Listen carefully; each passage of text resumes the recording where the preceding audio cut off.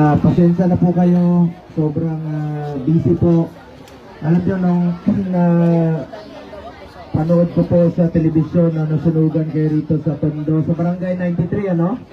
105, 105. Napakarami po. Ang tanong ko parati sa lahat ay, meron ba nasaktan?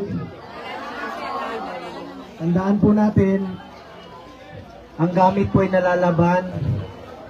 Ang pera po, kikitain natin yan. Ang gamit, nabibili ng pera.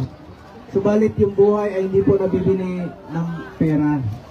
Importante, buhay tayo, magtulungan po tayo. Sino ba naman magtutulungan kung hindi tayo lang po, kapwa nating Pilipino? Alam nyo, parati po ako rito sa Tondo. Nung nakaraang buwan, dito rin po, 3 sunog. Dikit-dikit po ang bahay dito. Hindi naman natin masisi ang iba, no, na talagang ganito po ang buhay natin. Mahirap pong maging mahirap, sa totoo lamang po. Dikit-dikit yung bahay natin. Kaya ingat po kayo parati, mga kababayan ko. Bawat bahay na nasusunog, nadadamay po ang kapitbahay. Magtulungan lang po tayo. Huwag ko kayo mawala ng pag-asa habang buhay tayo. May Panginoon Diyos naman po, huwag ko kayo mawala ng pag-asa. Ako naman po, sa abot ng aking makakaya, tutulong po ako sa inyo. Meron lang po akong konting tulong. May dala po akong mga grocery pack sa inyo, mga balde, magagamit nyo ito. Mga container, water container, no? May dala rin po akong konting grocery packs, burger para sa inyo. At mga damit, at bola. Ngunit may dala rin po akong konting tulong sa inyo. Pambili nyo ng pagkain rin po.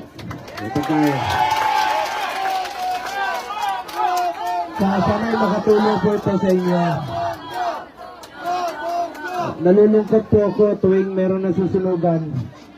Pero ang importante ngayong araw na ito, magtulungan tayo. Marahil magtataka sila, bakit ka nandito sa Tondo? Ang trabaho ko po, senador, mambabatas. Hindi ko po matiis na nakaupo sa opisina habang kayo rito nangangailangan po ng tulong. Tutulong po ako sa inyo sa abot ng aking makakaya.